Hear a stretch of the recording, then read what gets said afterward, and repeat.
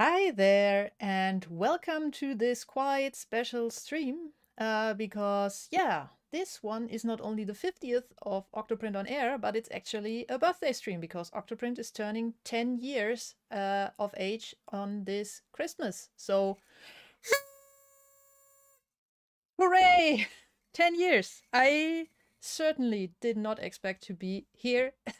And when I started all of this in the late of 2012, I absolutely did not expect that it would change my life. It would take over my whole life, that at some point I would be doing regular streams about my work, that I would still be working on this 10 years later, that it would actually be my job 10 years later, and all of that. So that is, that was pretty much unexpected, pretty much never what I thought what would happen. But here we are, and you are taking part in all of this, and that's pretty fine. So, we are going to have a slightly different stream today than usual because noise clipping, crap, but oh well. Just imagine a poop going on. It will be a slightly different stream than usual. No, usually I would now tell you what is going on and what I've been working on, and then I would tell you what I will be doing next, and then we would look at the stats, and then we would have a Q&A segment.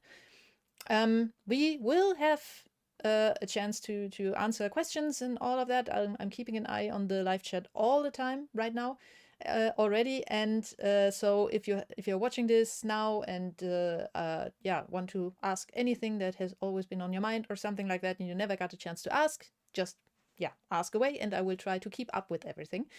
But we will not be talking about what I've been doing and what are the next steps today, but instead we will look at 10 years of history of OctoPrint, actually, because a lot of stuff has happened over the past decade.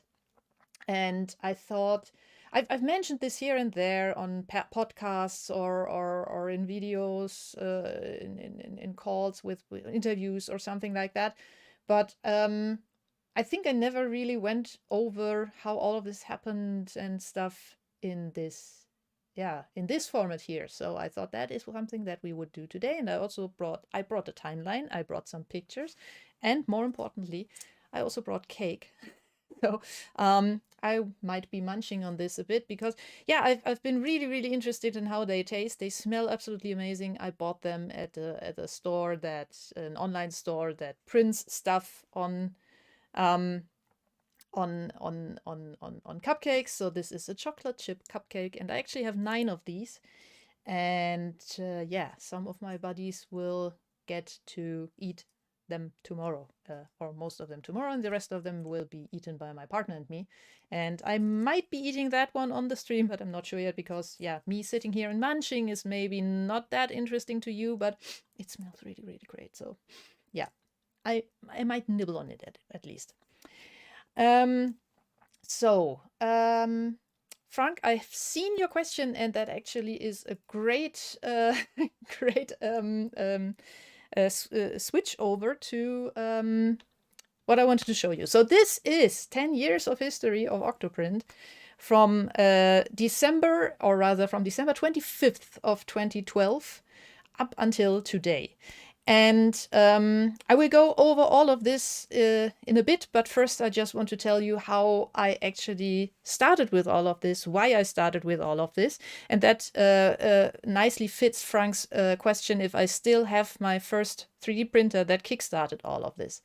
And the answer is actually yes. And so this is how all of this started.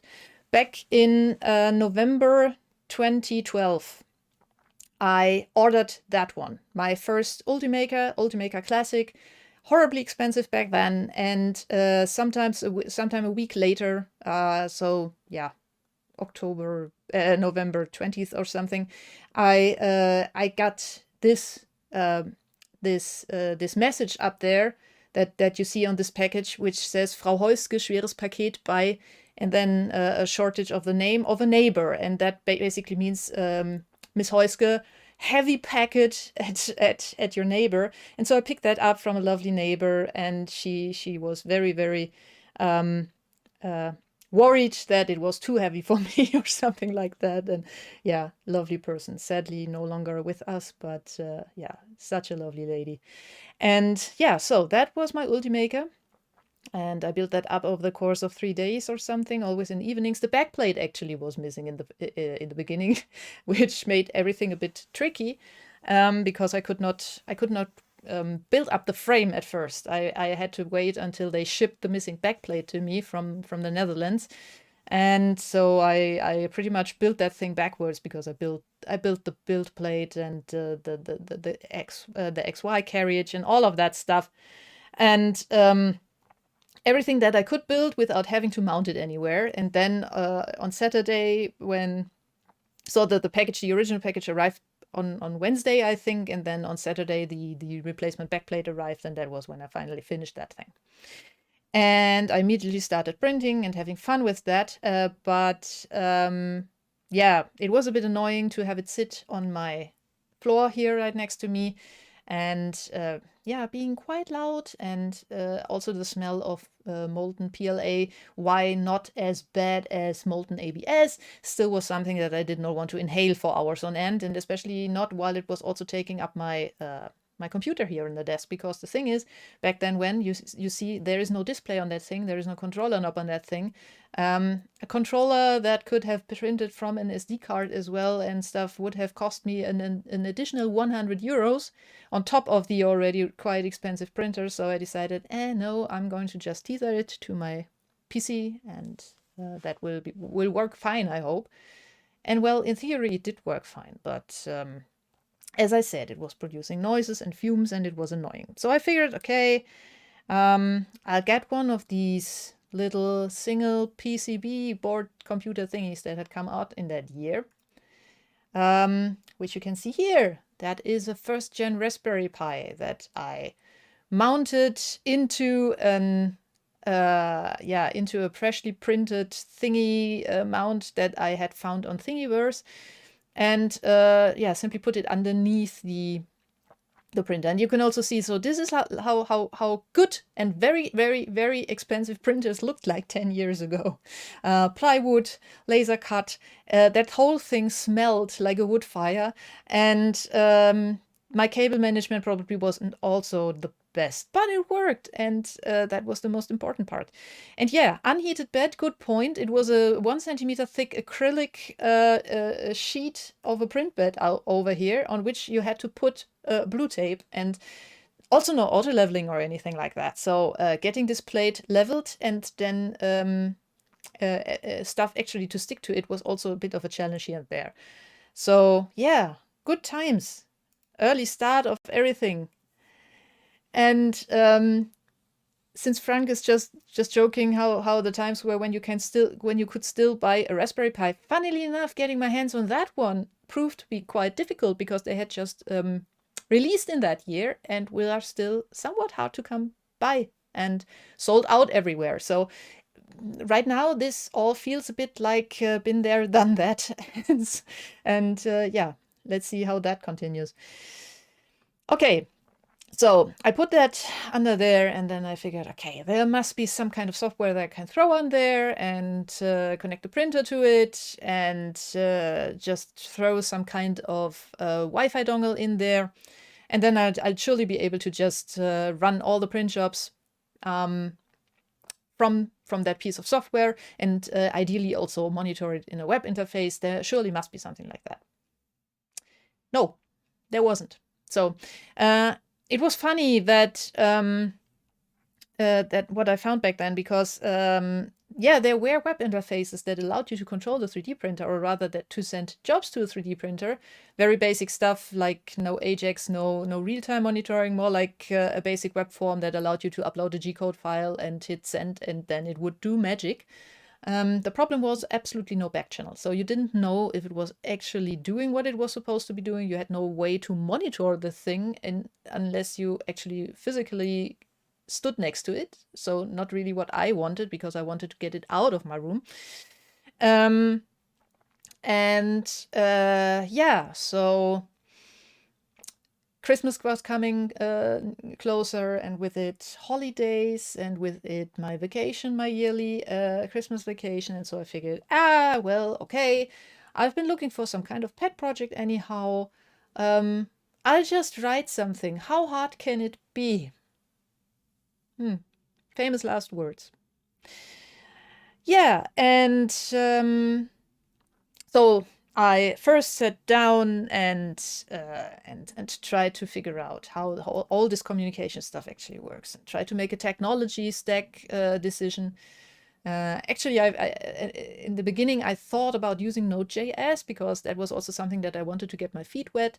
Back then when, I have actually no idea how it is these days, but back then when, however, it was absolutely horrible to get serial support, and printers are something that you talk to over a serial interface, to get serial support to work on Windows. And yeah, to the absolute shock and horror of many, I'm still developing under Windows, which by the way mostly started because my home PC ran Windows due to reasons of wanting to game.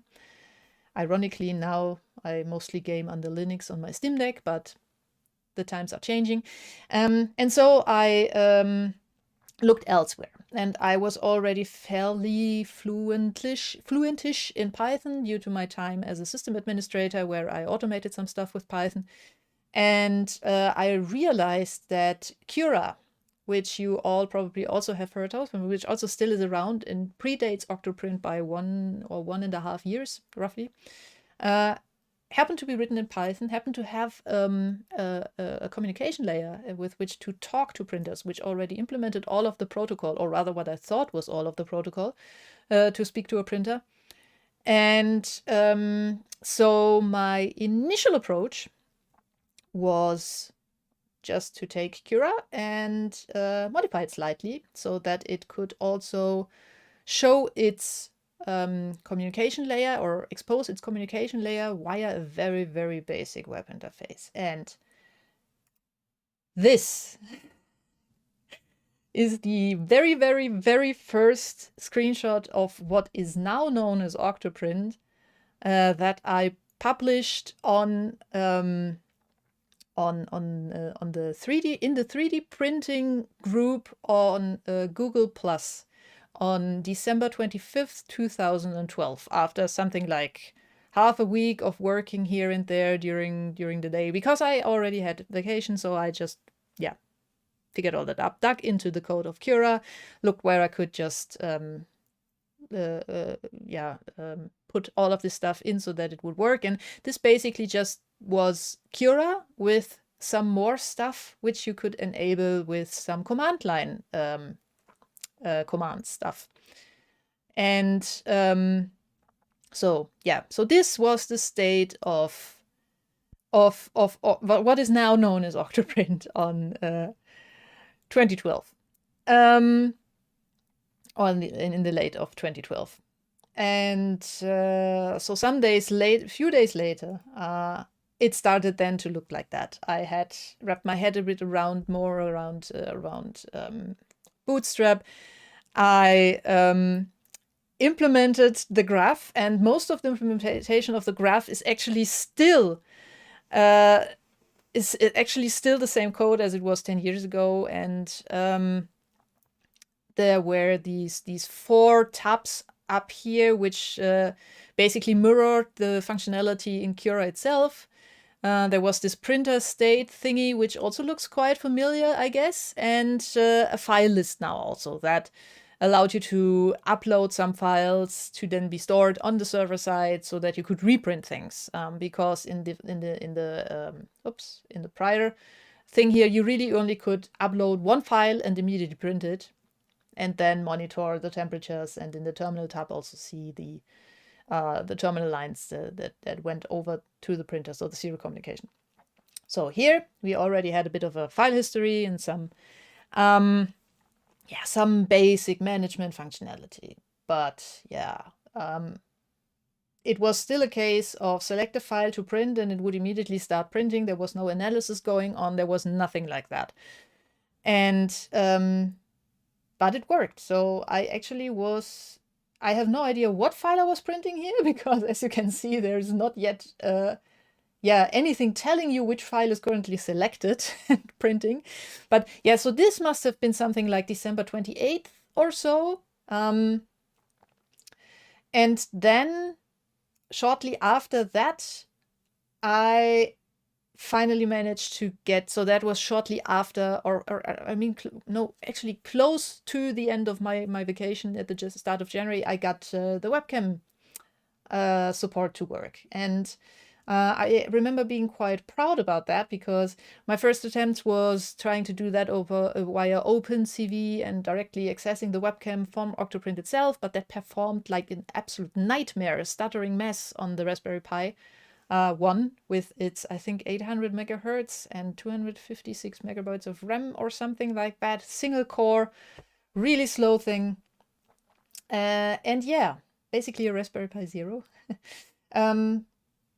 And then I came across this little tool called MJPEG Streamer, and that is actually what we still use on Octopi today, even though it also has aged quite a bit now, and we are actively looking for replacement options that also incorporate WebRTC or something like this. But yeah, that was something that simply worked even on this limited hardware with something like 3.3% of CPU consumption and 20 frames per second. So perfect. And that was also when I started looking into something like a time lapse and all that. That's not yet in this version. I think this was more like my, look at that, I managed to do it, post on Google+. And as you can see, we also now have some basic analysis going on, and the file name is actually being shown of what is being printed. And yeah, so that was the early starts. And then at some point, I went on Google+, so that must have been February or March of 2013, maybe, I don't know, and said, yeah, so it's currently called Printer Web UI. Oh, I should add, yeah. So at this point it was called Printer Web UI and had been extracted from Cura. So it was now a standalone server that only consisted of the web server itself, and I had extracted the communication layer from Cura and put it into that thing that back then when was called Printer Web UI. And then sometime later, I was like, okay, that really needs a new name, because Printer Web UI is very, very uncreative. That was just something that I wanted to call it because, I mean, I needed a name after all of this extraction stuff happened, and I wasn't terribly creative in that moment. I just wanted to give it some name, and so it became Printer Web UI.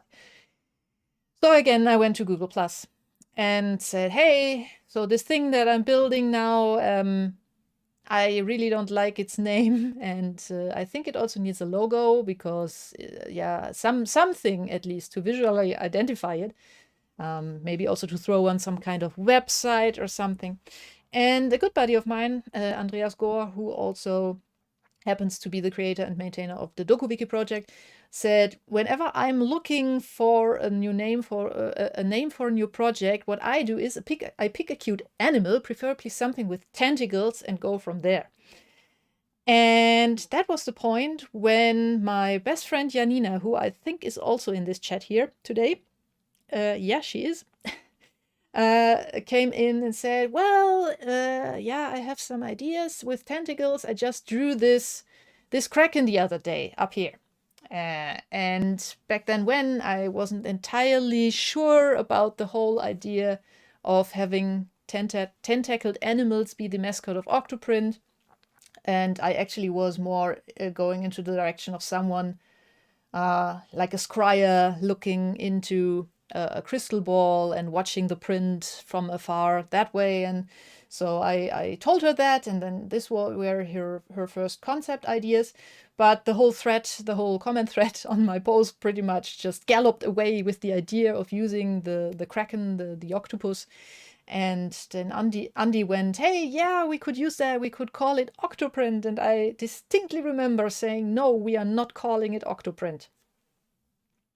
Well, that aged well. Anyhow, Janina then did some concept art, and we went with green. I can't even remember why we did go with green. Maybe she still knows. if that was my idea or hers. I personally really like green, so that is perfect. And then we had some brainstorming going on. And at some point I said, yeah, well, maybe a crystal ball. And then there were some ideas of how to put a crystal ball and the little guy here into the same picture. And at some point she said it would just be more compact this way, and put him inside. And it looked so, I don't know, so troubled. And frankly, this thing is the whole reason that we now have it named OctoPrint and have the logo the way it is, because I felt so terribly sorry for seeing this little octopus stuck and stuffed inside this crystal ball, that I just said, okay, you win. We are going with that. It's okay. It's okay. And yeah, so this is how we ended up here. And then I think, yeah, some months later, on August 4th, 2013, Guy Scheffer from Israel got in touch with me and said, hey, and also I think he also threw this up on Google Plus back then. Hey, I created a Raspberry Pi image, a ready-to-go Raspberry Pi image with OctoPrint, because at this point, I only had this basic setup guide that you had to follow in order to set everything up under a Raspberry Pi or whatever else was running Debian in your house. And he basically just automated that. And that is what became OctoPi. And at first, it had this logo, which we then had to stop using because the Raspberry Pi Foundation did not find that a good idea. And so Janina jumped in again and designed something else, but with a little pie that I actually forgot to put in here. But yeah, so 2013, for August 4th. Remember on August 4th, 2013, to congratulate Guy on GitHub or on Mastodon or wherever you will find him. Because yeah, then it will be his 10-year anniversary kind of thing. Okay, so we are now here. We have just covered these very first 3 lines, basically. So the start, the first steps, the name and the logo, and the first OctoPi image. And so what happened then? So the project was starting to really gain traction. At this point, I was looking at spending a lot of time, spending a lot of my evenings after work and also a lot of my weekends working on it, developing it further, continuing to field questions, try it on issues, answering questions on Google Plus. Which at that point was pretty much the only place where discussion was happening on this. And at some point I realized, so this is getting a bit much to do on the side. And I talked to my employer, and I talked them into lowering my contract to 4 times per week, so a 4-day contract. Obviously at a loss at a financial loss, but it allowed me to have 1 day per week, 1 work day per week, and I think that was Mondays back then.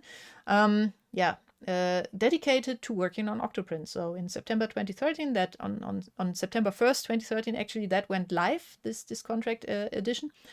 And starting from there, I was actually working part-time on OctoPrint, like with only 20% of capacity, but yeah, it was happening. And then 2014 came around, and the job was getting more stressful and more stressful from week to week. And in the meantime, I was also developing some back problems, and noticed that I wasn't really that much, not really enjoying my actual job that much anymore, but actually really enjoyed what I was doing with OctoPrint, because that felt like I was really changing something. And then I got approached by a company who was doing 3D printers, among other stuff, a Spanish company, and they approached me in I think something in late February, early March or something, and asked if I, by any chance, wanted to pay them a visit, talk about possible employment by them to pretty much allow me to just work on OctoPrint full time. So on April 9th, I think, I took a flight over to Madrid. Spent a lovely afternoon visiting and sightseeing in the city. Met some new friends on the way as well, and on the next day, then we had a lengthy discussion in the company, at the company itself, and talked about possible options and stuff. And in the end, I decided, okay, yeah, I think, yeah, we both thought there was a collaboration going to happen and fit and all of that. And so they started working on a contract, and I started working on learning Spanish. And yeah, it took a bit of going back and forth, and yeah, in the end, actually, I handed in my notice for the end of July of 2014 at my old job after 5.5 years, I think, and got out just in time, basically. And on August 2014, I then started my full-time work on OctoPrint, and that was actually just me sitting in the home office and having regular virtual meetings with the people over in Madrid who were working on their printers, and then we were talking about stuff like firmware things and features they would like to see in OctoPrint, and stuff they would like to do with OctoPrint, and a lot of all of that stuff. And sometimes I would also then fly over to Madrid, but mostly I was self-governed and just doing what I thought would move the project forward. And the first thing that I implemented during this time, which I actually needed the full-time work hours for, was the plugin system as you know it today. So that happened between August 2014 and mid 2015, when version 1.2, which contained the plugin system, got released. And that was a behemoth of a job first, because I had to figure out how to do dynamic loading of stuff in Python, and I had to figure out the whole plugin manager, and all of that was created in this time. The software update mechanism was created in this time. Everything like this, the extension points, the hooks concepts, the mix-ins, all of that, and the documentation around this. And of course also the getting started guide, which by now really needs some more love and work, but yeah, time. And so that happened. And Jim just says June 20th, 2015 was when he created his first plugin, and that coincides neatly, I think. That must have been either right before the release of 1.2 or right after. So pretty much spot on right there. So you've been with the plugin system from the very first from its very first moments, Jim. Congratulations. Yeah, so I continued working full-time on stuff and flying to Madrid here back and forth and stuff. But then in 2016, in March of 2016, disaster struck, because that company that had funded my full-time work on OctoPrint so far fully, could no longer afford doing that. And I think they actually went under last year, totally. So not a good thing. But it basically meant they had to let me go. And from an economical standpoint, I totally understood, but it obviously also put me in a bit of a problematic situation, because at that point, OctoPrint definitely had filled all the available resource space that it had, basically 100% of my workday and then some. And it was definitely not something that I would have been able to somehow stuff back into a side project time slot. And so I was a bit in a problematic place. And at that point, I was like this close to saying, well, okay, it was a nice run. I'm going to find myself a regular, normal job again, because I really, really, really did not want to go self-employed. Never wanted to. way too much risk involved, way too complicated in Germany. All of that just, no, really not something that I wanted to. But, and I actually already went and made, like, in Germany, it's usual that when you are trying to, when you're trying to get hired, you actually not only send them a CV, but you also include a picture. So that is a German thing. Maybe it's a European thing, I don't know, but it's definitely a German thing, that a picture is still included with your CV. So I actually went and get business pictures taken, new ones and stuff like that. But in the meantime, I also thought, you know, maybe it would be possible to still do this if I can somehow crowdfund it, if I can somehow make enough money by something like Patreon, which I at that point only had known from Janina because she was using it for SP Studio. Maybe I can somehow manage it that way. And then on the other hand, I felt like, oh no, but the risk, and then you would need to go self-employed, and but on the other hand, yeah, at some point I figured, okay, I'm going to do that. I'm going to give this a try. I bought a webcam, a new one, in order to record the pitch video.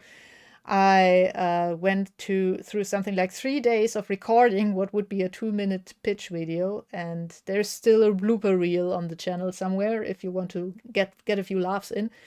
But yeah, that I figured if I didn't even try that, I would probably kick myself in the butt for the rest of my time of my life, because I would be wondering what would have been or what could have been. And so I did it. And on April 13th, I launched the Patreon, and something like 48 hours later, I was almost at the level of my salary again. So, whoa, that was one ride, I can tell you. Like, the emotions that I felt at that time, and the press that I was getting, and the feelings that I can still not put it into words, but it's been an absolutely wild ride ever since. Because since then, since April 2016, this has worked.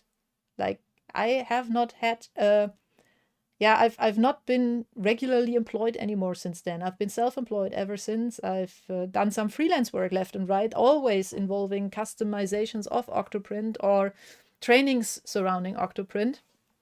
But it's always been OctoPrint since then, and I still cannot grasp that this worked. But yeah, it was amazing. Okay, so that was this big switch in work mode that I'm still on. And by the way, if you like my work on OctoPrint and if you want to see it continue, then please check out support.octoprint.org. Sorry, I need to say that. Because there are some options like Patreon, GitHub sponsors, PayPal and stuff, if you just want to shoot some money my way. Yeah. Then I introduced an RC process sometime later this year after one too many releases pushed out without thorough testing sounds like I did something wrong. Without the amount of testing that was apparently needed in order to identify issues. So the problem is, I'm one person. I had, at that point, I think 2 printers here, or 3 printers here, with some firmware variations and some behavior variations. And I had some plugins installed and such, so that was what I could test. But the problem, of course, was then that there was simply not enough with all the permutations of printer hardware, printer software, printer firmware, and plugins that are installed and configurations that are set. Sooner or later, that was just bound to fail. And at that point right here, I spent a whole Saturday, first of all a Friday night, and then a whole Saturday of fixing a release gone wrong. And that was when I decided, okay, we are now going to create an RC process. So no more releases unless they are hotfix releases for a release that just went out, without an RC phase first. And that is also something that I still do. And by now we usually have something like a 1 month long RC phase. And it's good that we have them, because I think the past year or so we have had no, or actually 2 years, I don't know, we have had no release that went without something like 4 or 5 RCs first. And that is simply due to differences in workflows, in differences in setups, differences in printers that are connected to stuff, and so many parameters that can make something, a fix, go wrong, or a change in the software go wrong, that without this RC process we wouldn't have a quality in the releases that we now have. So if you're not participating in RCs and feel confident in doing so, then please start doing that. And as you can see here, all of these green lines have been stable releases. There were quite a number here and here, and at some point I realized, okay, this has been maybe a bit much. At first I tried to aim for something like 1 per month, and at this point, after establishing the RC process, I started being in the situation where I actually had to start an RC process for the next release barely after I had just rolled out another one, and that barely left me time to even develop anything. So more sustainable release cycle. Then Google Plus started to go the way of the dodo. The mailing list that I had established somewhere around here-ish also wasn't the best thing to use anymore. And so in early 2018,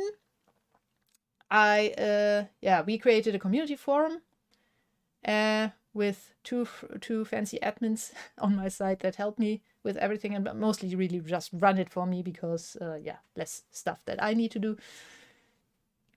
Up until here, where the anonymous usage tracking and backup restore thingy are, I was flying completely blind and had absolutely no clue what people or how many people were using it out there. So this is why I added the anonymous usage tracking, and in the same thing, it was also about time to have something like a backup and restore process. 2019 was a fun year in hindsight, I have to say. Last Congress, last Chaos Communication camp, actually the first kind of OctoPrint meetup at said camp, where Chris, who is also here, I think, managed to hit his head on a low-hanging beam and got a very, very fun plaster as a response from the third. So that was, I really look back at this year with a fond memory. But as you can see, only 2 stable OctoPrint releases, but each with a ton of development time and release candidates before. And over the course of, actually from mid-2018, I think the first stuff happened until around here-ish, the community and I were also heavily working on making OctoPrint Python 3 compatible, because the problem was I had developed it under Python 2. But Python 2 was going end of life in 2020. On January 1st, 2020. So I was really, really focused around here-ish, finally, to do all of the work that needed to be done. And I had some amazing contributors during that time that did a lot of the legwork that needed to be done in order to make everything Python 2 and 3 at the same time compatible. But there was a lot of ironing out that needed to be done. So that was pretty much all that I did during these months here. Then the pandemic hit, and so we also created a Discord server. And then in summer of that year, I finally did something that I had been meaning to do for ages, and that was create that thing. That is my test rig. I've mentioned it here a bunch of times already. Currently it consists of 3 Raspberry Pi 3s and 1 Raspberry Pi 4 up here that acts as a controller for the 3s, and it allows me to flash all of these, power them off, power them up, and also provision the flashed images and all of this from this here via SSH, and now also a bit via some REST API calls. And that is pretty amazing because it dialed down the update tests that I do before every OctoPrint release from something like taking a half to a full day down to less than an hour. So during every release still, I just am amazed at how much time this thing has been saving me. So that was the test rig. Then a bit of a change in versioning. In late 2020, we finally went 100% Semver. So the final segment of the triple. So right now we are on 1.8.6. The final triple before that increased on improvements, which is also why we had such a long time with 1.3. But yeah, here this stopped. So every new release was now getting a minor increase. So the 5, the 6, the 7, the 8. And the patch level, at the end, that was only increased then for patches, for bug fixes. Yeah, then here between 1.5, so with 1.6, in yeah, let's say spring 2021, I introduced system info bundles in the bundle viewer. The bundle viewer actually being my first ever app that I wrote with React in preparation for a future revamp of the OctoPrint UI, which now finally allowed us, not only me, but everyone helping with supporting people and also everyone looking into the GitHub issue tracker, to see the logs that we needed from people without them having to figure out where to find them, because they could now just download one simple bundle and we could view this bundle in a web interface and everyone was happy. Data.octoprint.org was also created in 2021. And yeah, then with the release of 1.8, 2 years after the release of 1.4, I finally decided to drop Python 2 support because, yeah, having both versions supported still by the code base was proving more and more difficult. Also because a lot of the third-party dependencies 2 years after the end of life of Python 2 dropped Python 2 support, so I was left out to dry there. So I dropped Python 2 support, and since then have been watching the Python 2 number slowly going down before it now stopped at 10%. So please, if you're still on Python 2, update. Thank you. Yeah, this year also saw me finally hitting a wall with regards to my own, how should I say, capacity. So 2022 was not that much fun, to be honest. It basically consisted of me reacting more than acting, constantly having to put out fires, constantly having to handle reports, not really finding the time anymore to do what I actually needed to do, but more rather, constantly stuff tackling me and forcing me to give it attention. And this is why I put begin doc rewrite and project sustainability here, because that has been what I tried to focus since the summer of this year. If it hadn't been for the big security release, which was also, by the way, something where I reacted more than I acted here, which brings us now to 1.8.6 after a ton of patches that were still needed in order to fix stuff broken by the security fixes. So 2023 is just around the corner, which is also why I wear this fun hat, because while this is a birthday stream, it's also a Christmas stream, as of course. And next year, bigger focus on project sustainability. Make all of the stuff that currently lives in my head available in text form on docs.octoprint.org, and hopefully enable more people to contribute in the process. And now, before I continue here, I want to look at if I missed something question-wise. Oh man, you have been busy in the live chat, so let me scroll up real quick. If you could magically, that question by Quinn Damerel, if you could magically move OctoPrint to any other programming language, would you change the language? If so, which? No, I actually wouldn't. I would change a lot in how I created the architecture, which I did at a point where I really was not familiar enough with Python, WSGI, and also the coroutine approach and all of that, asynchronous programming, and in the way that it already existed in Python 2, which was like not really there. So if I were to rewrite it, I would probably rewrite it in Python 3 from the ground up. Because, there is the problem with the GIL, the global interpreter log, which prevents me from really making use of a lot of the a lot of the multiprocessor stuff, but there are ways around that, and with a different architecture, I would have been able to make use of this better. But yeah, I do not regret the choice of using Python. I regret some of the architectural choices inside my code base for sure, but not the language. Chris asks how much of the original Cura code is still inside of OctoPrint. Parts of the COM layer are still Cura.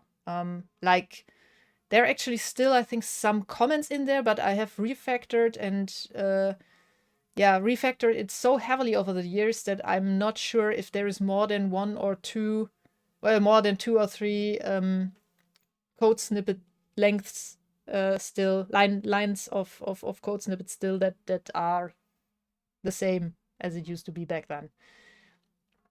And actually since around here, I've been working off and on, more off than on in recent years, on the COM factor rewrite.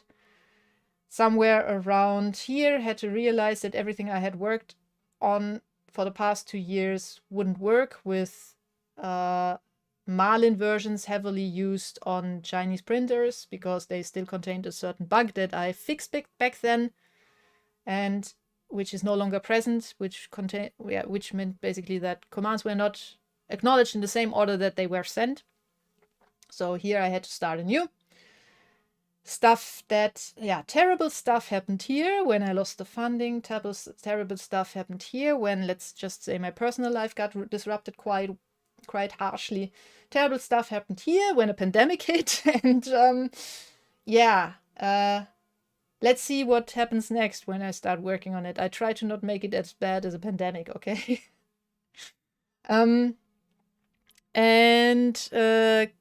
Sean says the front-end language, so the front-end is something that I mean, obviously,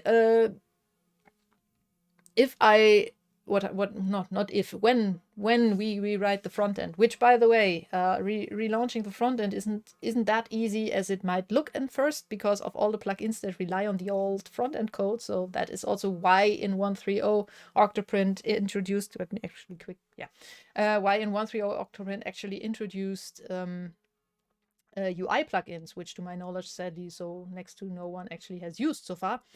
But so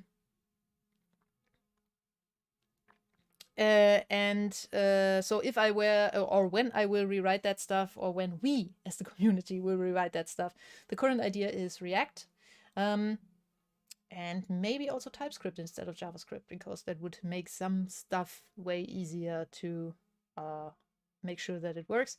The only problem is that is something that we still haven't figured out, and frankly I also haven't had really the time to look into it the past 2 years, but the whole dynamically loading front-end components from plugins that are registered on the server, that is still something that we have not figured out how to do.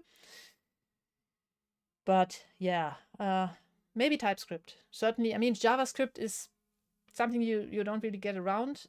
There is now PyWasm, or what it was called, where you can actually use Python in the front end, but I think that is not something that I would want to do in a project where I hope to get a lot of contributors, because if you start doing the front end in something very exotic, like Knockout.js, for example, and by now you get people who struggle to contribute simply because they are not familiar with that stuff. So that is also why in the end the decision pretty much was made to use React, because that is omnipresent. And I think TypeScript would also be common enough by now. I'm just not entirely sure yet if I want to enforce that, or if that would more be like something that OctoPrint core is written in and the rest can use whatever they want.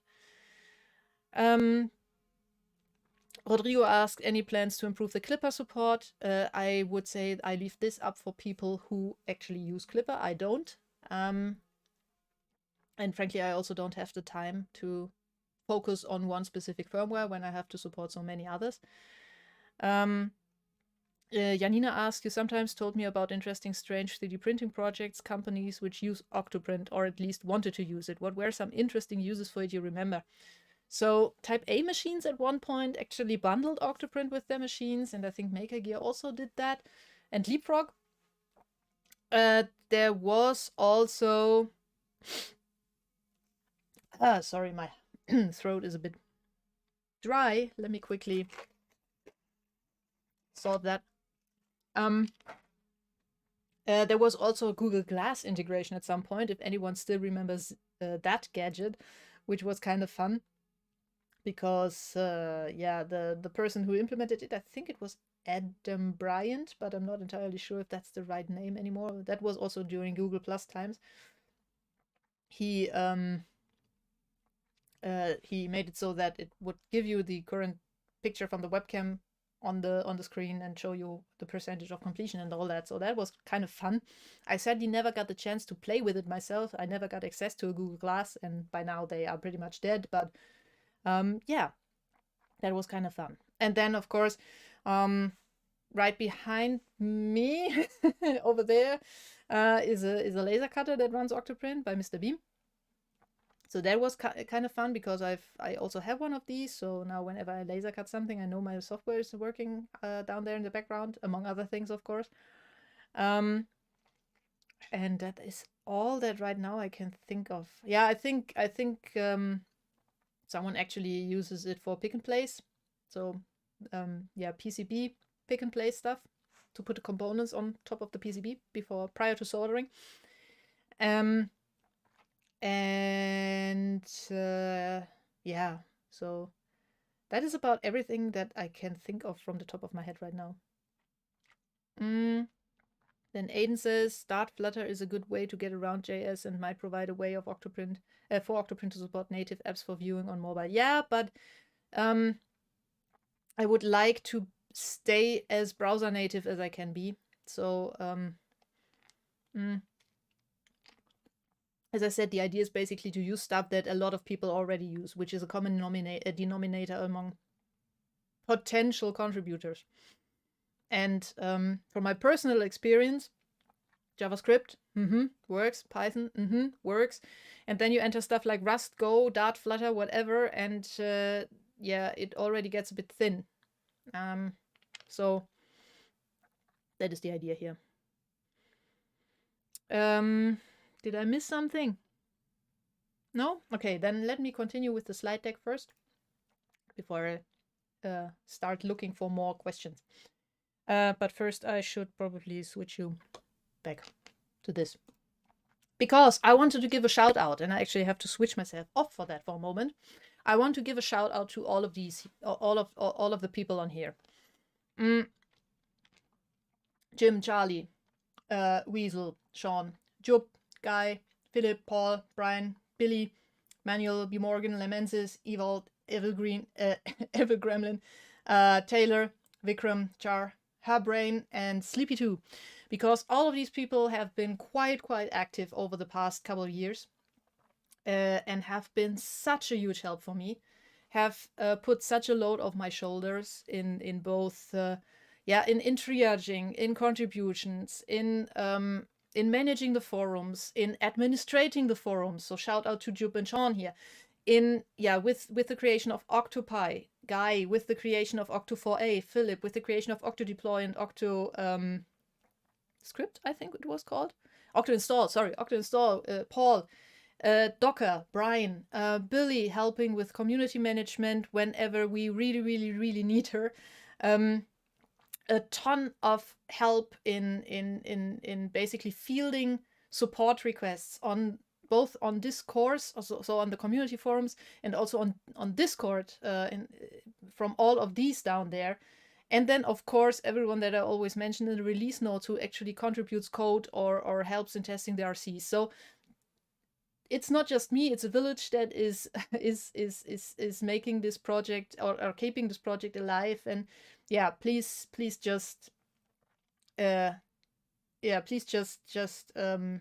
clap for these fine people here. And if I have forgotten anyone on here, then I'm terribly sorry.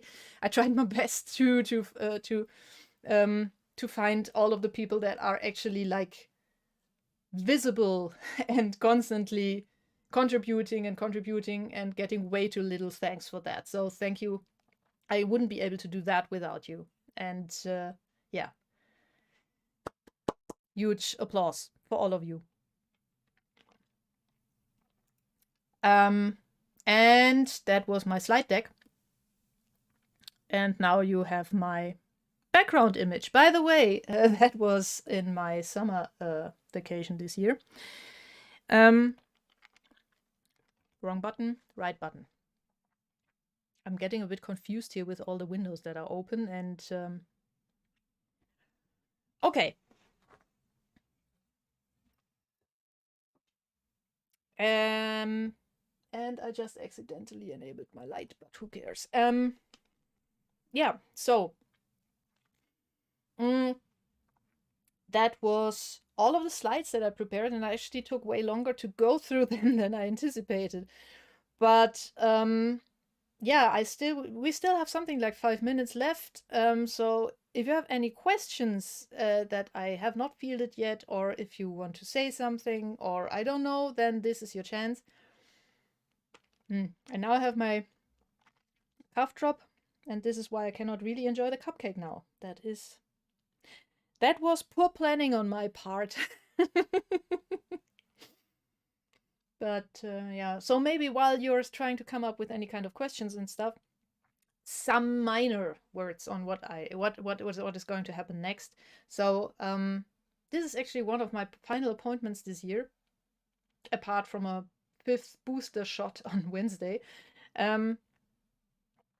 And so after that, first of all, 4-week vacation, trying to recover from this year, and then hopefully be back with full energy in mid-January and tackle project sustainability and also the release of 1.9.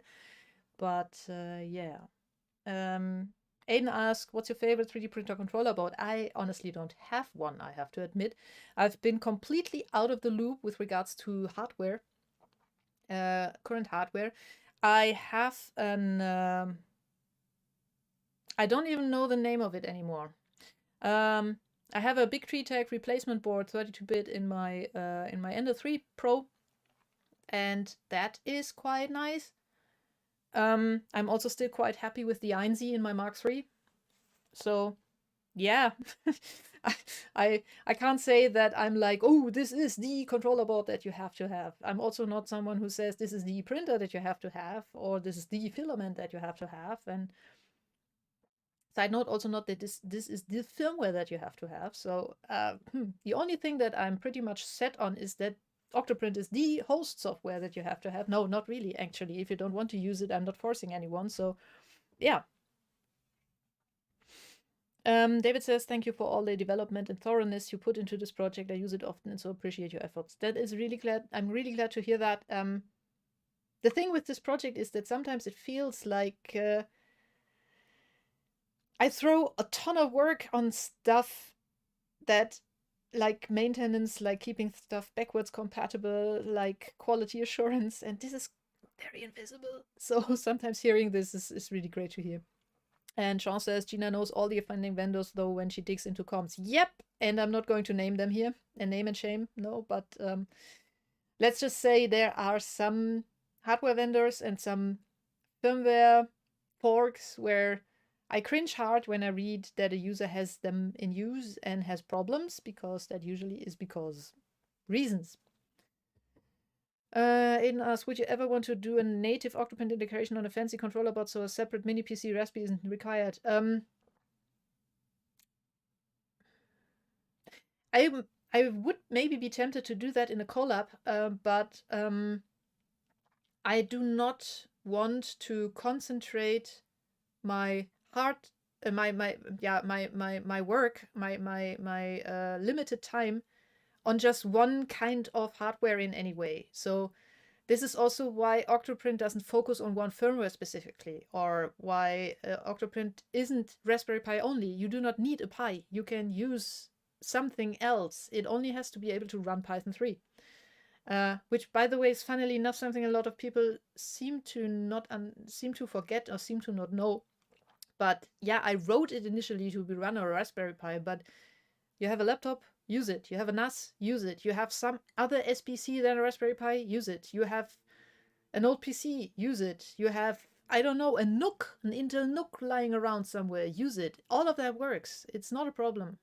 Even some old router hardware works, though, yeah, the memory limitations can be a bit tricky there. But in general, yeah.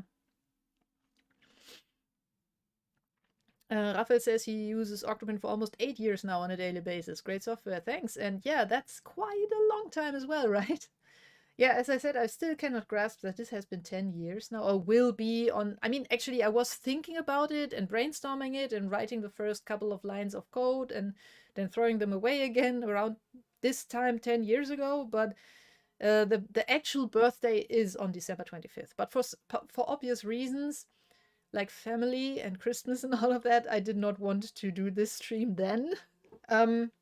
So I decided we are declaring December as birthday month completely, and so this is what we're doing. And yeah, old Android phones work great with Octo4A, made by Philip. So that is always an option. And Jim says, aren't there boards now with integrated Linux specifically marketed as a Clipper platform, which OctoPrint could probably be installed on? Yeah, I guess. I think I read something about that somewhere, but I don't have a sample here or anything like that.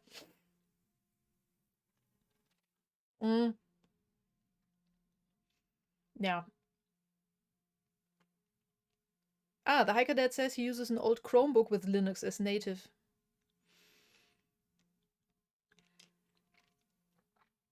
Yeah, so this has been 10 years of my life. It's weird, right? Back then when I started OctoPrint, I was about to turn 30. Now I'm about to turn 40. The color of my hair has changed significantly ever since I started doing it. My life has changed. My personal situation has changed. I don't know, a lot has changed.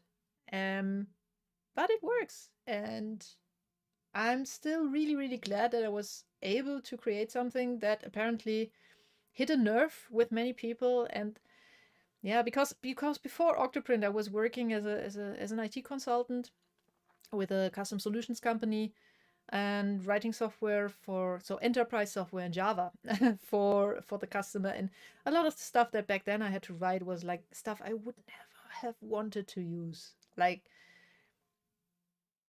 somewhat evil patterns here and there, and just something where stuff that was where the design usually was driven by politics at the customer more than actual technical decisions. And it was frustrating, and every time something went wrong, the consultant was at fault, and every time something worked, no thanks at all. So bad environment long term. And so yeah, with OctoPrint that changed. I mean, there are still bad days where I really curse the day that I started doing that, and often due to entitlement from people, or just outrageous stuff that I get to hear. But most of the days are good. And Chris just asked, would I do it ever again? And yes, I would. I would do some stuff differently. I would, not only architecturally, I mean also in the way that I organize things, so that it doesn't even come to this point maybe where I'm at now, where I really have to figure out how to make this sustainable again long term. But I certainly would do it again. I learned so much. I actually have a whole talk about that called Adventures in Software in Open Source Development that I gave as a keynote at Linux Tag Graz in 2021, I think, and as a keynote at the Academy, so the KDE user conference in 2020. And in that I explain that, so we have the good with the bad and the ugly. The good is I learn stuff. I constantly learn new stuff. I had to learn stuff like community management that I really never wanted to look at, accounting, brand management, and all of that stuff. But also a lot of tech, of course, and debugging and all of this. And then I help people, and I really enjoy that. I enjoy that I can change people's workflows, that I can improve people's lives by providing them with this tool. And what was the third thing that I enjoy doing? I mean, there's a lot of stuff that I enjoy doing. Then the bed, of course, yeah, the entitlement, frustration, aggression, stuff like this. Also, frankly, often the money. So right now in this recession, I'm also starting to feel it, and I'm worrying. And I lost 3 sponsors just this year, and yeah, it's a bit worrying here and there, but it's okay still. The ugly, yeah, stuff like that. But all in all, on the bottom line, I really would do it again because it's given me so much, and it really has been a bit of a lifetime achievement. So I'm proud of it, and um, I don't really regret doing it, and I would do it again.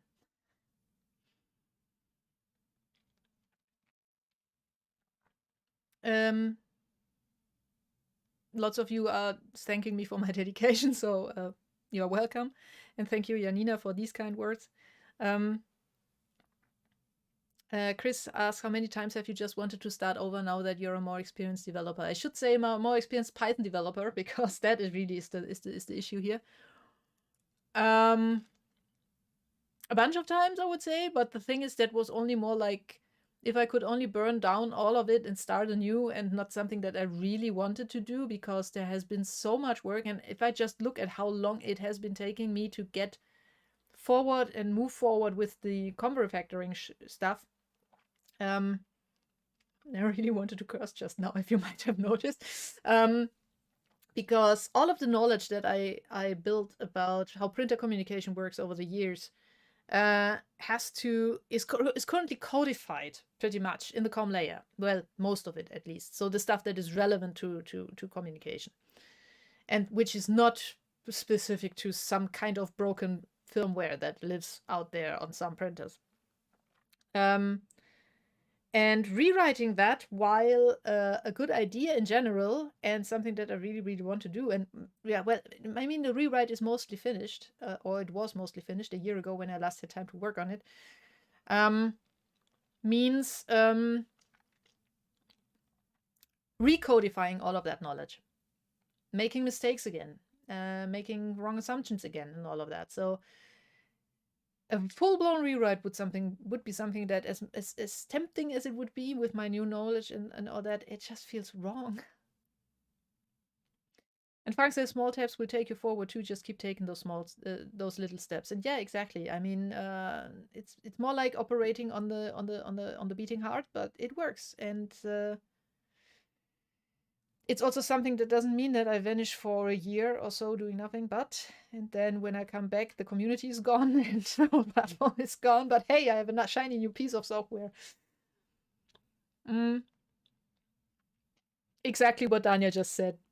Then OctoPrint would have been like Simplify 3D many years without a working new release. Exactly. And that is something that no one knows, no one wants. And I'm actually already feeling bad about not being able to push a first release candidate for 1.9 out still this year, which was my original plan during OctoPrint On Air 49, which I voiced back then. But that was before I fell ill with the sinusitis for 2 weeks, and lost all that time that I would have needed to finish that in time, with stress still, but finish it.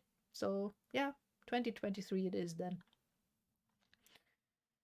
Have I missed anything?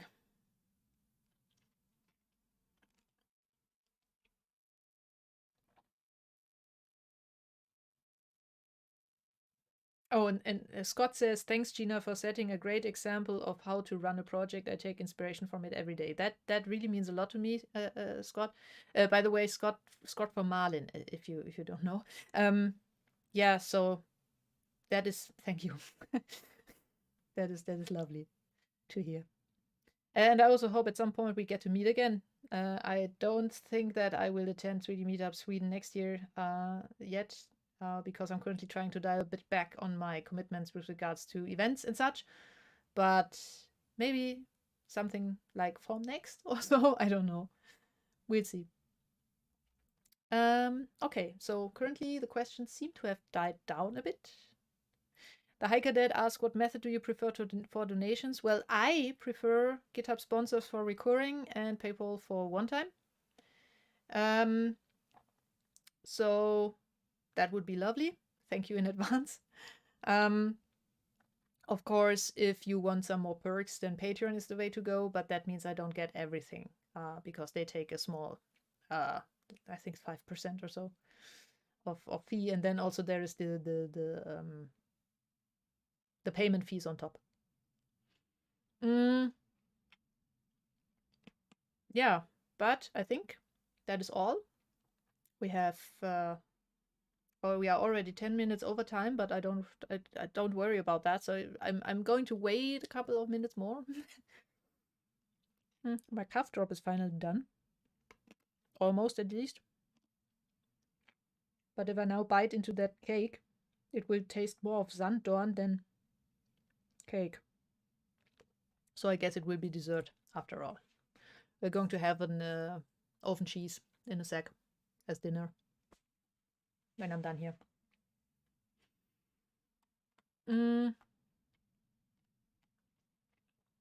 Yeah. Dave says he arrived late. Yeah, no worry, Dave. It's all recorded. You can just play it back. Including the live chat. But yeah. I'm also, usually I edit these down to to remove the 5 minutes in the front and all of that. Thank you, Dave. Happy birthday. Merry Christmas. Thank you. Merry Christmas to everyone, by the way, as well. While I'm wearing this hat, I should at least say it once, right? So usually I edit these down and then re-release them because the original broadcasts are then are hidden and are only for the Patreon and the GitHub sponsors on the $5 and above level. But since this one was basically free for everyone, I'm not going to edit it down and save myself the time for that. And it will just throw the recording on the playlist as such. And yeah, so it will stay up. The live chat will stay attached to it. Or rather, the live chat playback will stay attached to it, so everyone can just look at it again. And yeah.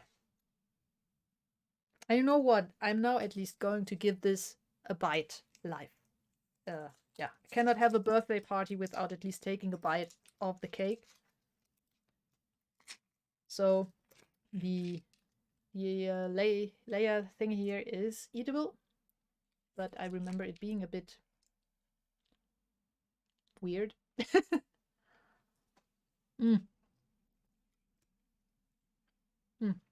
So, oh, that is a lovely cake. And it's not tasting of Sanddorn. I really enjoy chocolate chip, but I put crumbs all over myself here just now, so. Yeah. Okay, so since there are no more, give me a sec. This is why I said I'm not going to eat it live.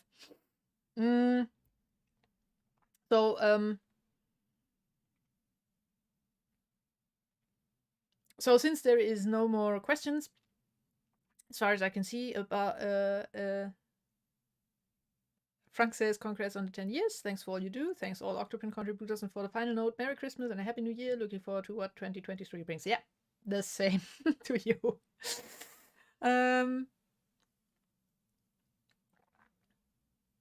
And you're welcome, Rafa, for saving you many hours of searching. And thank you, Michael, Michael, for the großartige Leistung.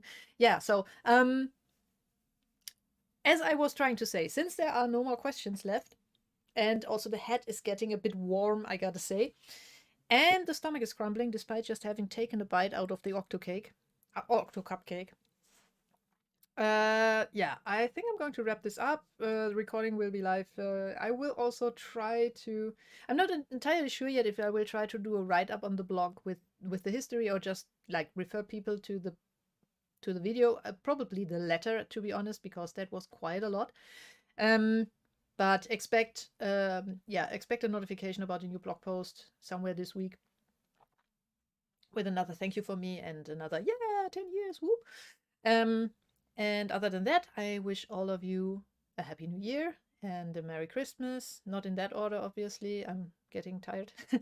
And happy printing, of course. No filament tangles in 2023. And yeah, all the best, of course. And of course, stay healthy as always. And I hope I'll see you next time on OctoPrint On Air 51, sometime in late January, I guess. Late January, maybe early February, because yeah, vacation until mid-January. So I first actually have to accumulate something to talk about, so it doesn't become too boring.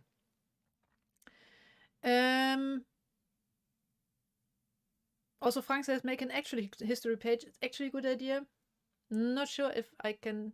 I could start one maybe. I'm not sure if I can, still in the days that I still have left in the office this year, to do that. But anyhow, bye bye. Take care, all of you. And thank you for being here. It was lovely to have such a lively chat for once. Bye.